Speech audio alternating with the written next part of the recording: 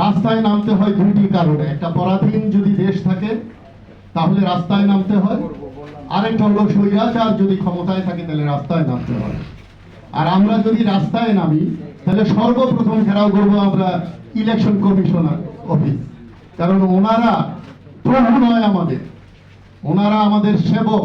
কিভাবে আমরা সুষ্ঠুভাবে নির্বাচনে অংশগ্রহণ করতে পারি, আর একজন অনিবন্ধিত দলকে কোলে রাখবেন আর আমাদেরকে দূরে সরিয়ে দেবেন। আমি চিফ ইলেকশন কমিশনারের কাছে জানতে চাই যে অনিবন্ধিত দলকে যদি সরকার ডেকে আলাপ করে তাহলে সবগুলো অনিবন্ধিত দলকে কেন ডাকা হলো না? সেই জন্য আমরা প্রয়োজনে ইলেকশন কমিশনের অফিস ঘেরাও করব। ওনাকে এটা লক্ষ্য রাখতে হবে, ওনারা লেভেল ফিল করবেন আর কারো জন্য শত শত গাড়ি আর বড় বড় হোটেলে খাওয়ানোর ব্যবস্থা করবেন। ভাই, যেই দলে এই যে ছোট্ট বিস্কিট খাওয়ায় প্রোগ্রাম করে বুঝবেন এটাই খাঁটি দল। আমরা ওই হোটেলে নিয়ে আপনাদের খাওয়াতে পারবো না, আর হোটেলে খাইলে আবার আয়না ঘরে যেতে হবে, আবার জেলখানায় যেতে হবে, আবার সেই দস্যুবৃত্তি, চাঁদাবাজি, রাহাজানি। এখনো ক্ষমতায় যায় নাই, আমি আমার এলাকায় যেতে পারি না, গিয়ে দেখি যে শুধু মুখ চেঞ্জ হয়েছে, টেম্পো স্ট্যান্ড থেকে শুরু করে সব দখল হয়ে গেছে। যাই হোক, এখন বক্তব্য রাখবেন, বক্তব্য না মতামত দেবেন আবু আহাদ আল মামুন, চেয়ারম্যান বাংলাদেশ জনতা ফ্রন্ট, বাংলাদেশ জনতা ফ্রন্টের পক্ষ থেকে। আপনি খুব সংক্ষিপ্ত আমাদের উপদেশ দেন সংস্কার এই বিষয়ে।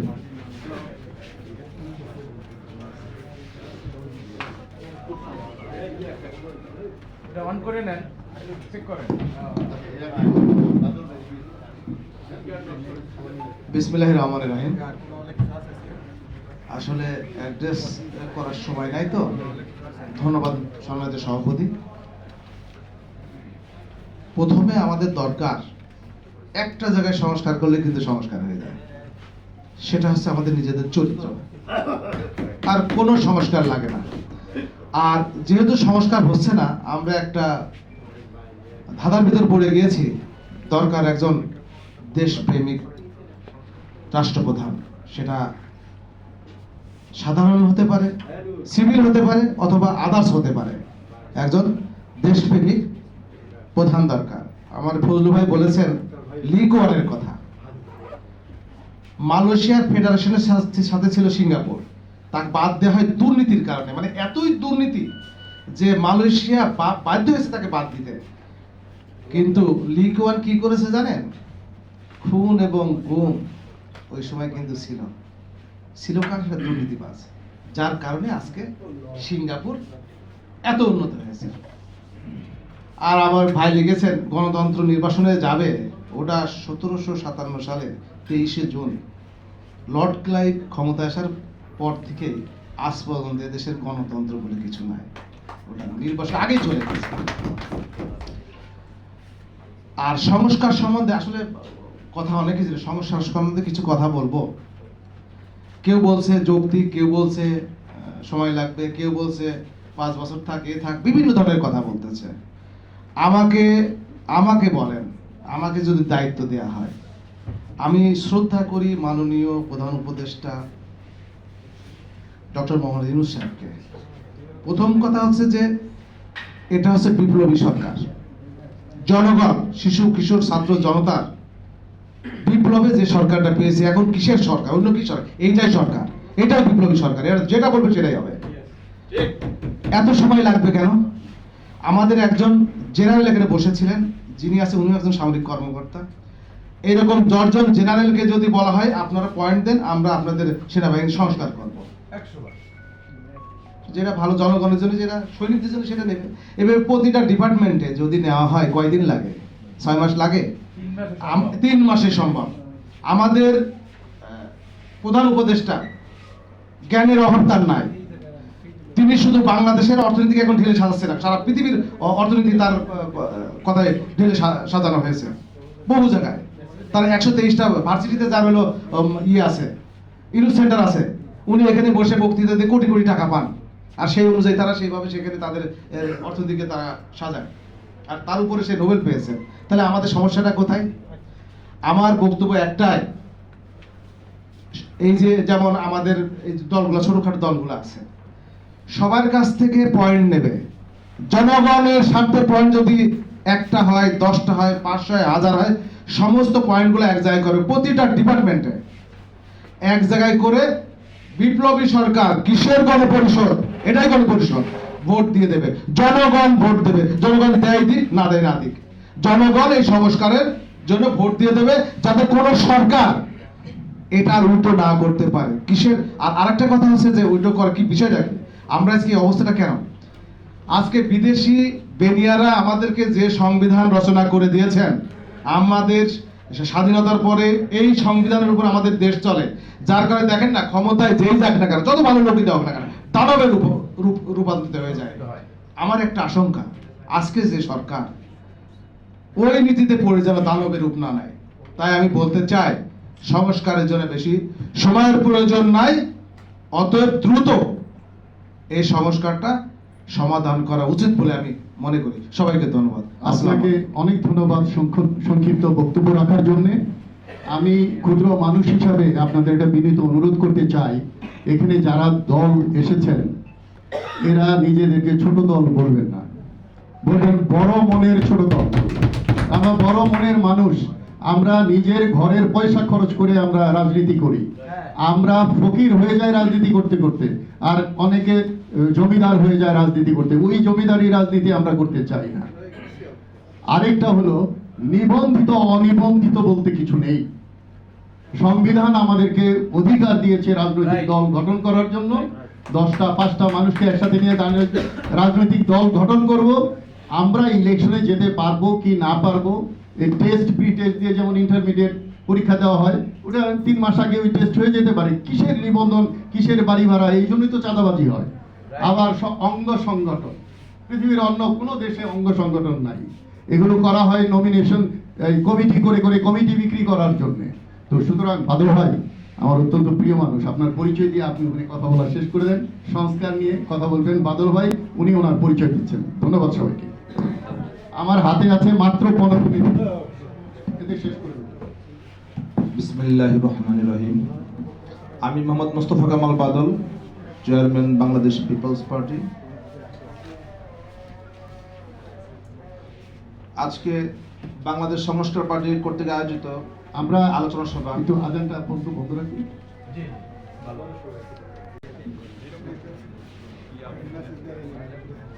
বাংলাদেশ সংস্কার পার্টির আয়োজিত আলোচনা সভা, এই আলোচনা সভা উপস্থিত আছেন বাংলাদেশের বিভিন্ন রাজনৈতিক দলের নেতৃবৃন্দ, আর উপস্থিত আছেন বিভিন্ন মিডিয়ার সাংবাদিক বৃন্দ, আর উপস্থিত আছেন রাষ্ট্রের গোয়েন্দা সংস্থার সদস্যবৃন্দ। সকলকে জানাই বাংলাদেশ পিপলস পার্টির পক্ষ থেকে সংগ্রামী অভিনন্দন।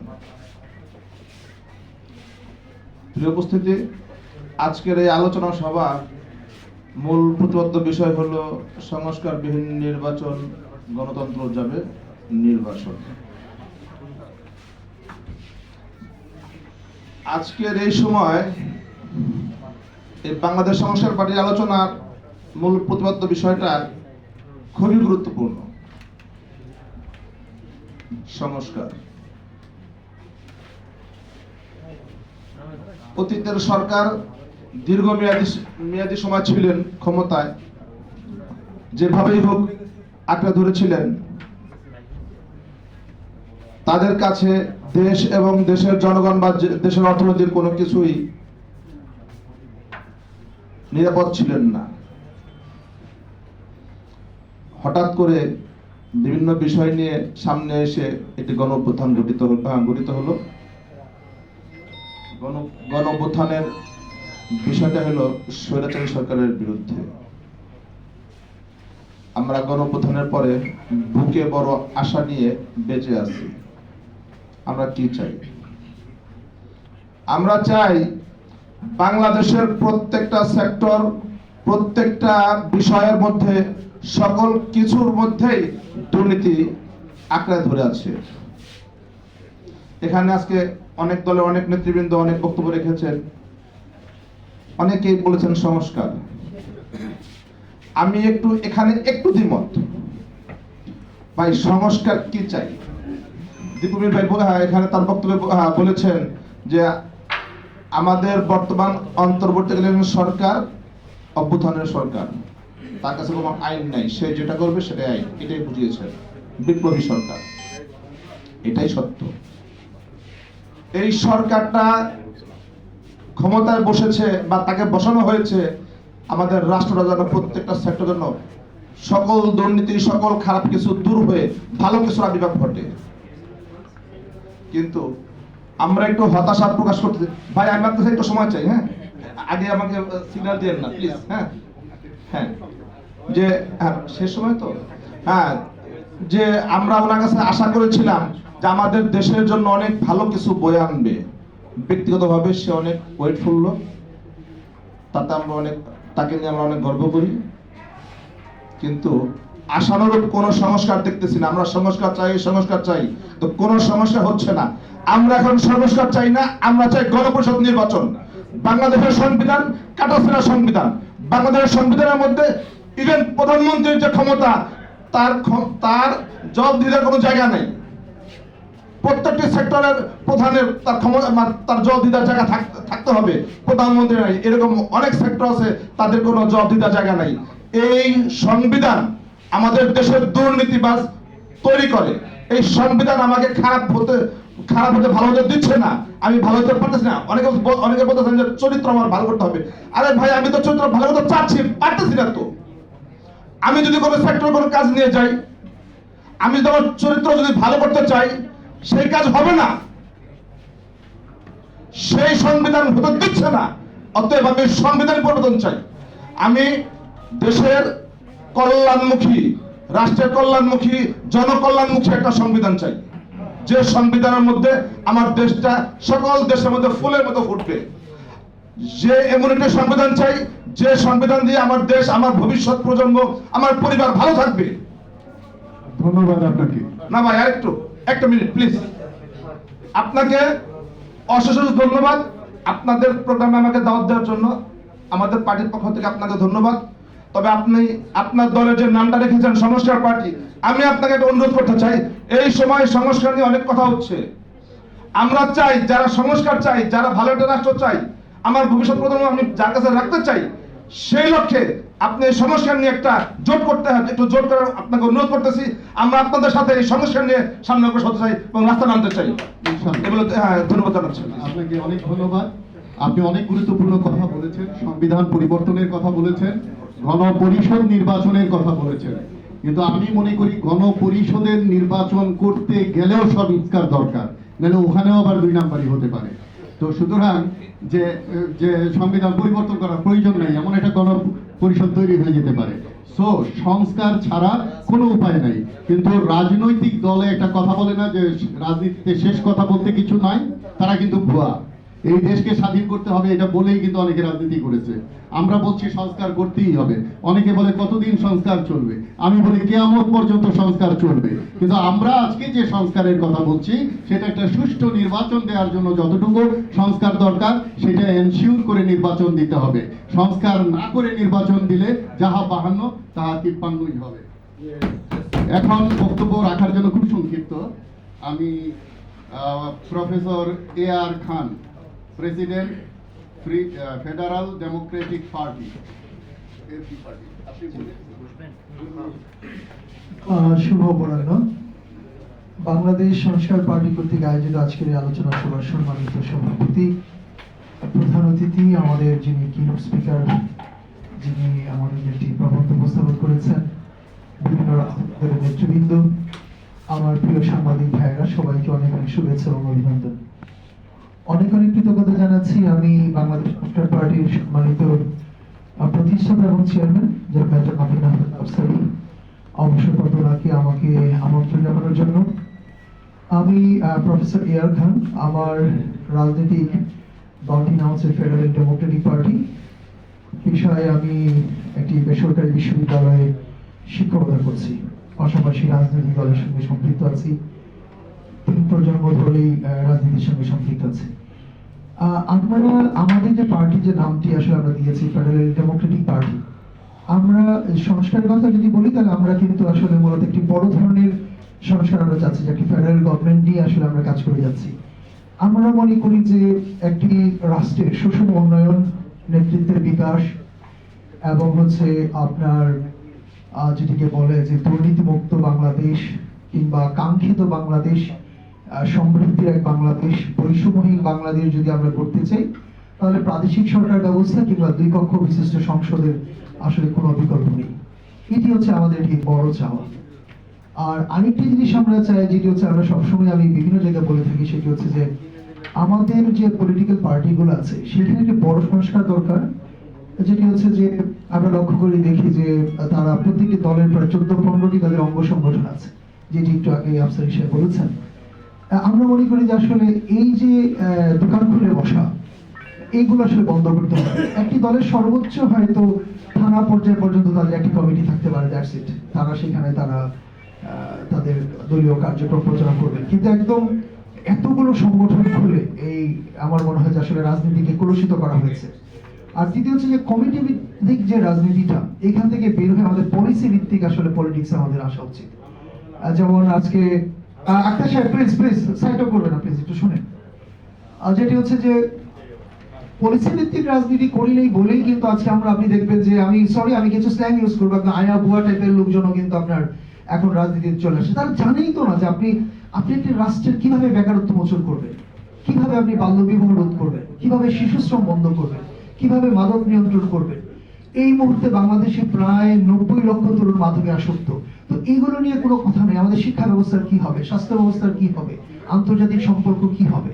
সো সেই জন্য আমার মনে হয় যে আমরা যদি পলিসি বেসড যদি পলিটিক্সের দিকে যাই, তাহলে কিন্তু আসলে সেই মানুষগুলো রাজনীতিতে আসবে যারা বাংলাদেশকে পরিবর্তনের স্বপ্ন দেখেন। আপনি তো বলবেন যে আমি পরিবর্তন করবো, আপনাকে তো বলতে হবে কিভাবে পরিবর্তন। 28 লক্ষ তরুণ বেকার, আপনি কিভাবে সেই বেকারত্ব মোচন করবেন, আপনি কিভাবে উদ্যোক্তা তৈরি করবেন, মুখে অনেকেই বলছি। তো যাক, আজকে সময় খুব স্বল্পতা, আমি মনে করি যে অত্যন্ত সময় উপযোগী একটি উদ্যোগ নেওয়া হয়েছে, বিশেষ করে আমির আহমেদ আনসারী সাহেব নিয়েছেন। এখন কথা হচ্ছে যে আসলে আমরা কেন, শুধু 1 মিনিটে শেষ করবো যে আসলে কেন সংস্কারটি প্রয়োজন। আমরা একটি স্মারকলিপি দিয়েছি যে সংস্কারটি এই জন্য প্রয়োজন যে একটি অন্তর্বর্তীমূলক ও গণতান্ত্রিক সরকার প্রতিষ্ঠার জন্য আমাদের এই মুহূর্তে সংস্কার ভীষণ প্রয়োজন। ফেসিবাদী যে একটা শাসন ব্যবস্থা যে তৈরি হয়েছে, এটা বিলুপ্ত হওয়া দরকার। যেমন আজকের যে ট্যাগলাইনটি আছে, সংস্কারবিহীন নির্বাচন, গণতন্ত্র যাবে নির্বাচন। আমি তো মনে করি যে গণতন্ত্র তো 2008-এর যে 29শে ডিসেম্বর নির্বাচনের পরেই গণতন্ত্র নির্বাচনে চলে গেছে, বরং এখন হওয়া উচিত ছিল একটা সংস্কারবিহীন নির্বাচন, ফেসিসদের হবে পুনর্বাসন যদি সংস্কারবিহীন নির্বাচন হয়। এছাড়া হচ্ছে আইনের শাসন প্রতিষ্ঠান, প্লাস হচ্ছে রাষ্ট্রের সকল প্রতিষ্ঠানগুলোকে শক্তিশালী করে। আপনারা জানেন আমাদের শ্রদ্ধেয়, মানে সকলের শ্রদ্ধেয় আছেন বাংলাদেশের প্রধান, যিনি এখন প্রধান উপদেষ্টার দায়িত্ব পালন করছেন, ডক্টর ইউনূস সাহেব। উনি 11ই সেপ্টেম্বর 2024 সালে উনি সংস্কার কমিশন ঘোষণা করেছেন। 11টি কমিশন হয়েছেন, 6টি কমিশন তাদের মতামত দিয়েছে। বিভিন্ন রাজনৈতিক দল প্রায় 166টির মতো প্রস্তাবনা তারা দিয়েছেন। আমরা চাই যে বাকি যে কমিশনগুলো আছে তারা হয়তো আগামী জুলাইয়ের মধ্যে হয়তো প্রতিবেদন সাবমিশন করবেন। সংস্কার হওয়ার পর আমরা আসলে নির্বাচন দেখতে চাই।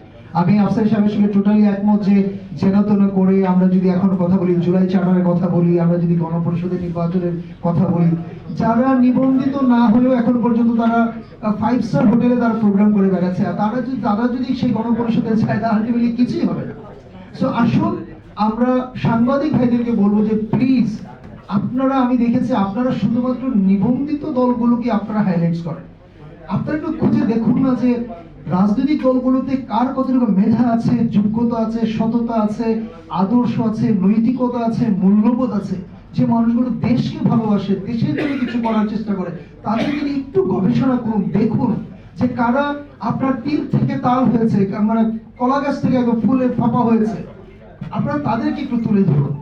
অতএব আপনাদেরকে অনেক অনেক ধন্যবাদ, অনেক অনেক কৃতজ্ঞতা, বিশেষ করে সাংবাদিক ভাইরা। আমি মনে করি জাতির বিবেক, আপনারা যদি প্লিজ, আপনারা যদি শুধু কিচ্ছু লাগবে না, যদি সাদাকে সাদা বলেন, কালোকে কালো বলেন, দেশটা কিন্তু পাল্টে যাবে। আপনাকে ধন্যবাদ, অসংখ্য ধন্যবাদ আমাকে আমন্ত্রণ জানানোর জন্য। আপনারা সবাই ভালো থাকবেন, সুস্থ থাকবেন, নিরাপদে থাকবেন। ধন্যবাদ সবাইকে। জি।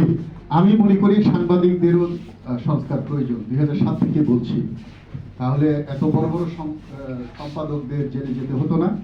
আমি আজকে সাংবাদিক সম্মেলন করব, আমরা তখনও বলবো, এখনো বলছি যে আপনাদের একটা বিরাট ভূমিকা আছে। এই যে আমরা আজকে যারা এখানে একত্রিত হয়েছি, আমাদের খবর আপনাদের পৌঁছে দেওয়া কিন্তু নৈতিক দায়িত্ব।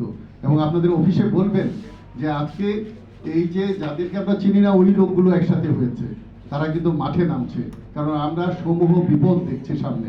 সেই বিপদ থেকে আমাদেরকে উদ্ধার করতেই হবে এই জাতিকে। আমি এখন কয়েকজনের নাম বলবো যাদেরকে আমি সুযোগ দিতে পারছি না কথা বলার জন্য। তার মধ্যে আছেন মোহাম্মদ আব্দুর রহিম, মুখপাত্র বাংলাদেশ নূতন ধারার জনতা পার্টি। আছেন কি আপনি? হ্যাঁ, একটু হাত জাগায়েন। তারপরে আছেন চেয়ারম্যান বাংলাদেশ জনতা পার্টি, এবং আছেন বাংলাদেশ লিবারেল গ্রিন পার্টি, কেসি মজুমদার খোকন। আচ্ছা, আছেন সালে বিপ্লব সমাজসেবক। আপনাদেরকে এই যে আমার সাধারণ সম্পাদক আছেন এখানে, আপনি এই নামগুলো নোট রাখবেন। আমরা এখান থেকে পরবর্তী অনুষ্ঠান আমরা সারাদিন ব্যাপী করব। আপনারা অগ্রাধিকার পাবেন, ডাবল সময়ের জন্য কথা বলবেন আমাদের সাথে। এখন খুব সংক্ষিপ্ত বক্তব্য রাখবেন প্রিন্সিপাল এম আর করিম। খুব সংক্ষেপে আপনার বক্তব্য শেষ করে ফেলেন। আমরা আরেকজনের বক্তব্য শেষ করেই আমরা প্রেস কনফারেন্সে চলে যাব। আর না হলে আমাদেরকে মাফ করবে না সাংবাদিক সমাজ। ধন্যবাদ। বলেন, কিছু বলছেন?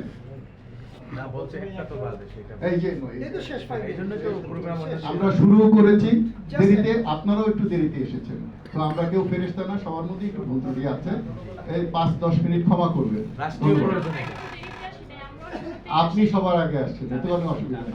ব্যক্তিগতভাবে কাউকে বলছি না, তবে সবাইকে ধন্যবাদ। 10টা মিনিট সময় দেন জাতির জন্য, আমাদের মতো মানুষের জন্য।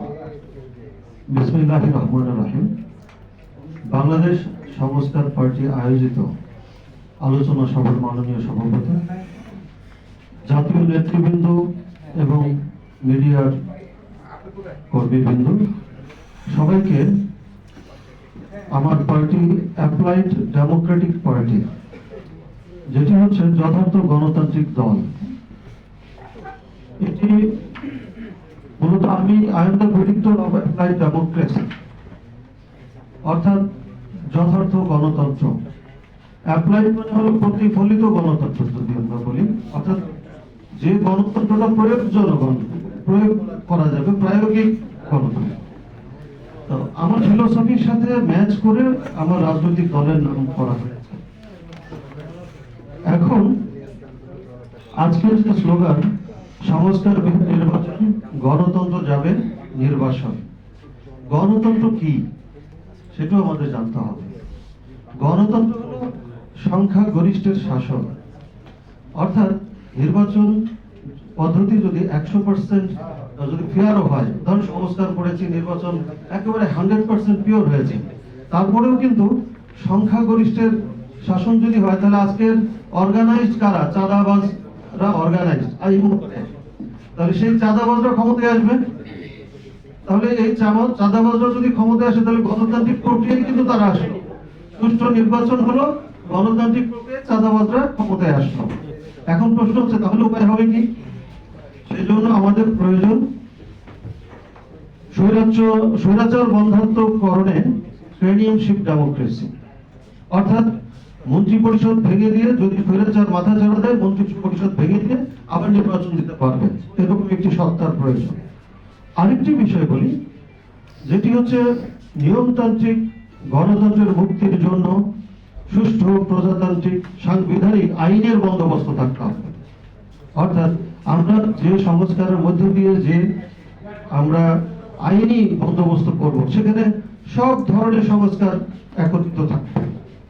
তাহলে সেজন্য আমাদের নির্বাচনের জন্য যে রকম প্রয়োজন নির্বাচন কমিশন, ঠিক তেমনি আমাদের একটি রাষ্ট্রচিন্তা কমিশন থাকতে হবে এই আইনি সংস্কারের জন্য, সুষ্ঠু প্রজাতান্ত্রিক সাংবিধানিক আইনের বন্দোবস্তের জন্য। আমি আজকে দাবি করছি অবশ্যই রাষ্ট্রচিন্তা কমিশন থাকতে হবে। ইলেকশন গণতন্ত্রের রক্ষার জন্য যদি আপনি নির্বাচন কমিশন রাখেন, তাহলে রাষ্ট্রচিন্তা কমিশন থাকতেই হবে। তাছাড়া আমরা গণতন্ত্র এবং প্রজাতন্ত্রকে চেক অ্যান্ড ব্যালেন্স করতে পারবো না। আরেকটি হচ্ছে আজকে যতগুলো সংস্কার আমরা সবাই বলছি, এগুলো দফা, এক একটি দফা, রাষ্ট্রের কল্যাণের জন্য দফা। এই দফাগুলো সব একত্রিত করে এটাকে আবার বাস্তবসম্মত দফাগুলোকে আলাদা করতে হবে। বাস্তবসম্মত দফাগুলো আলাদা করার উপায় কি? সেই দেশের শিক্ষার হার, প্রচলিত সংস্কৃতি, অর্থনৈতিক মানদণ্ড এবং ভৌগোলিক অবস্থানের উপরে বিচার বিশ্লেষণ করে আপনাকে বাস্তবসম্মত এই দফাগুলোকে আলাদা করে 100 বছরের কর্ম পরিকল্পনা করতে হবে। আর এই 100 বছরের কর্ম পরিকল্পনা আমরা নির্বাচিত যিনি প্রতিনিধি হবেন, সে ডাকাতি হোক বা আজকে যদি যারা অর্গানাইজ হচ্ছে, যারা ইলেক্টেড হবে মনে করছি, যেটাকে আমরা বলতে পারি যে চাঁদাবাজের দল অর্গানাইজ, তারা তো গণতান্ত্রিক প্রক্রিয়া ইলেকশন হলে তারা আসবে, তো তাদের সামনে রাখা হবে এইটি হচ্ছে আইনি বন্দোবস্ত আর এইটি হচ্ছে 100 বছরের পরিকল্পনার বন্দোবস্ত। আপনাকে ধন্যবাদ। তো তোমাকে এটা এনিহাও মানতে হবে। যদি তারা 75% মানে তাহলে তারা আদর্শিক রাজনৈতিক দল, যদি তারা 50% মানতে পারে তাহলে তারা কল্যাণমুখী রাজনৈতিক দল, আর যদি 50%-এর কম মানে তাহলে তারা অব্যবস্থা রাষ্ট্র কায়েম করার কারণে প্লেনিয়াম মন্ত্রী পরিষদ ভেঙে দিয়ে আবার নতুন সরকারকে আনবে। কোনো রক্তপাত হবে না বাংলাদেশে।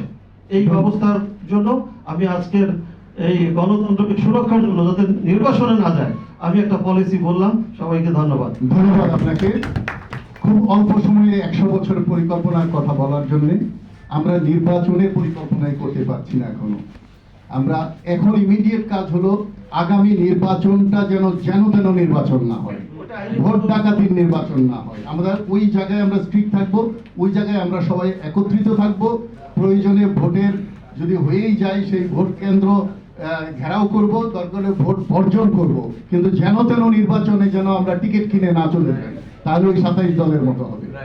তো সুতরাং আমরা ওইখানেই থাকি এবং আমরা অগ্রসর হই। তবে আমাদের বক্তব্য প্রায় শেষ। একজন বক্তব্যের পরেই আমরা প্রধান অতিথির উনি খুব সংক্ষিপ্ত কথা বলবেন আমি জানি, ওনার মূল্যবান কথাটা শুনেই আমরা প্রেস কনফারেন্সে চলে যাব। তো উনি আমরা এখানে যে আজকে আলোচনাটা করেছি সেখানে বোঝা গেল আমরা সবাই একত্রিত পথ চলব এবং এর জন্য আমরা একটা সমন্বয় কমিটি করে ফেলব এবং আমরা কিভাবে অগ্রসর হব সেটা গণতান্ত্রিকভাবে আলাপ আলোচনা করব। এখন আমি জানি এখন যিনি কথা বলবেন তিনি অত্যন্ত গুছিয়ে খুব পয়েন্ট ওয়াইজ কথা বলতে পারেন। তিনি senior advocate Mohsin Rashid, Bangladesh Muslim লীগের চেয়ারম্যান, বর্তমান চেয়ারম্যান। সুদীপবৃন্দ, সিনিয়র অ্যাডভোকেট মহসিন রশিদ। বিসমিল্লাহির রহমানির রহিম। আমি অনেক কিছু শুনলাম, শুনি, দেখি। মুশকিল কি জানেন? অন্ধবিশ্বাস থাকলে দেশ এগোবে না। অন্ধবিশ্বাস ছিল হাসিনার উপরে, অন্ধবিশ্বাস আছে খালেদা জিয়া আর তারেক জিয়ার উপরে। কাজে আপনি দেশকে এগিয়ে নিতে পারবেন না যতক্ষণ পর্যন্ত আপনারা আপনাদের চিন্তাধারাটা ঠিক না থাকবে।